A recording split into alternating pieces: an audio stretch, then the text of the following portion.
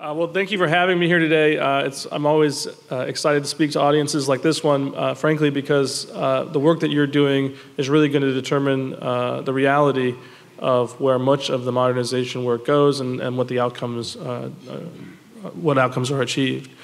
First, I'd like to start off with a little bit about some of the work that we've been doing, and then I'll go into some other topics after that. So I'm with what's called the White House Office of American Innovation. I'll also say I got my job title before we named the office, so a little innovation heavy. But we're a team based out of the White House focused on being a bridge between the private sector and some of our high-level initiatives.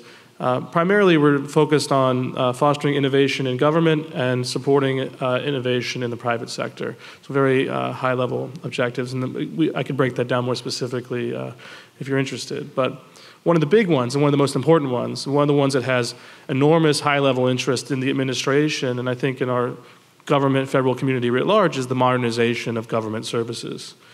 It's one of those topics that doesn't always make it to the front page of major newspapers, but it really defines the citizen experience and the everyday experiences that citizens have with government services throughout the federal enterprise.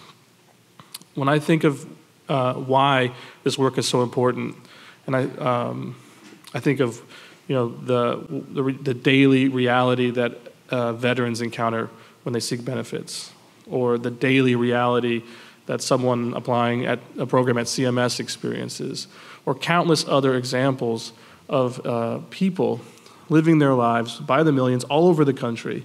And there's policy, and policy is extraordinarily important, but there is a delta between public policy and public experience today. And that delta is being created in many ways by operational reality. The technology that you work on, the solutions that you try to develop are what define that experience. And so when I look out at audiences like this one, I really see the solution to the problem. I see how our country can meet this challenge. And it's going to happen with convenings like this one, but it's also going to happen when you go back to your daily jobs, your daily roles, whether that's in government, as a valued partner in the private sector, at a think tank, or as an activist or an advocate. Whatever role we play, ultimately, our collective energy, our collective intellectual energy and creativity are what's going to define whether we're able to improve those realities.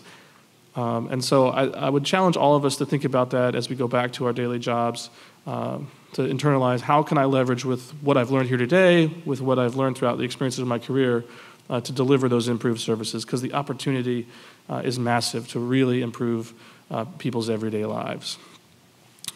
That said, I'd like to point out a couple high-level things that we've been working on. One, I know many of you in this room or your organizations were participants in this, was we've been working on this Cybersecurity modernization report. And we issued a draft version publicly for public comment, and we got incredible comments from the full range of stakeholders.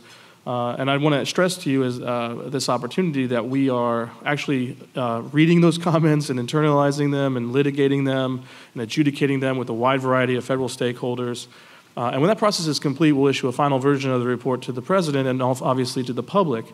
But that's a model of how we think this problem needs to work, where we'll convene federal stakeholders and leverage the enormous expertise and capacity that exists within the federal civil service. But then once we have what we think are answers from that community, we want to open it up to the broader community and hear what people say. And it can help expose blind spots, it can help expose new opportunities. And so hopefully when we release the final product, you'll be happy with the way we've improved the document and ultimately the underlying policy.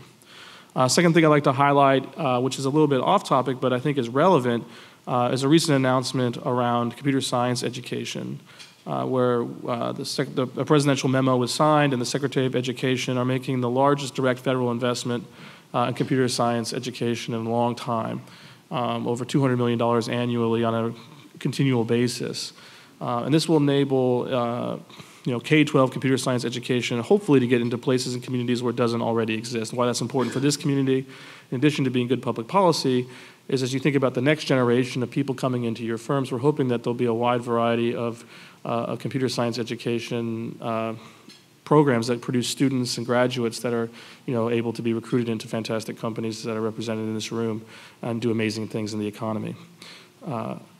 And then one of the, I guess, the last thing I'd like to highlight is obviously our broader approach to modernization.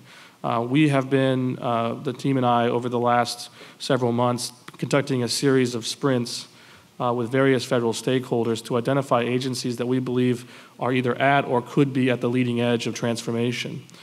And there's enormous opportunity.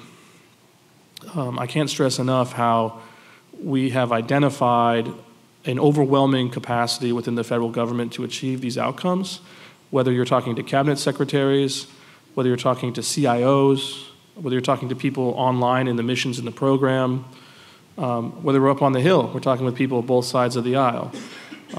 We have a tremendous opportunity to unleash sort of a renaissance of modernization. When you think about the spectrum of public policy, there are very few issues where you can say, I can go meet with Democratic leaders and Republican leaders, and they're both enthusiastic about the idea.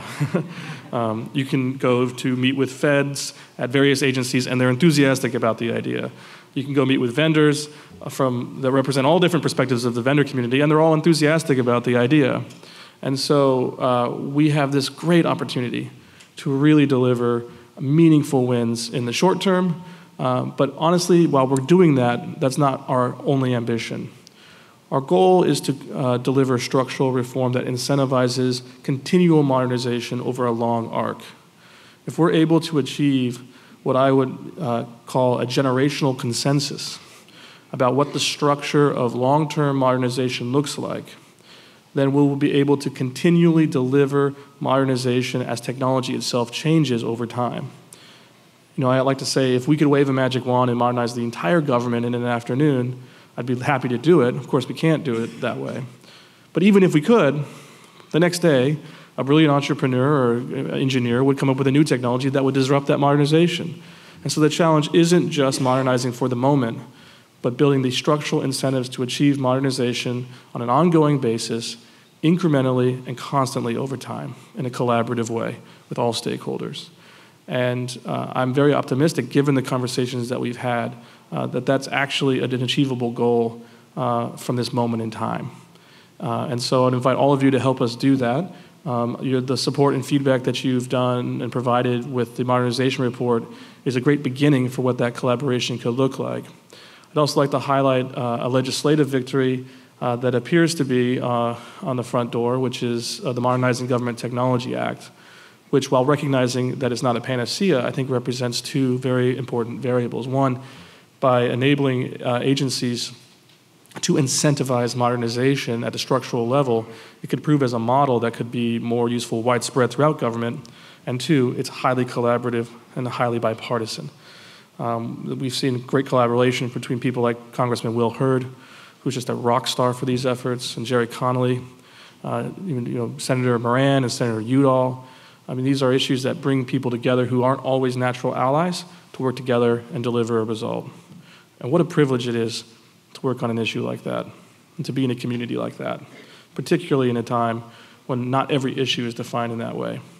So I can commit to the following. On behalf of the administration and on behalf of my office, we are going to do everything we can to make sure that modernization occurs, that structural reform occurs, and that we can help enshrine that community of collaboration so that as what I call the relay race of modernization is passed from one administration to the next and to the next and to the next, we as a community are doing everything we can to deliver those incredible outcomes for the American people that I know we all want to do.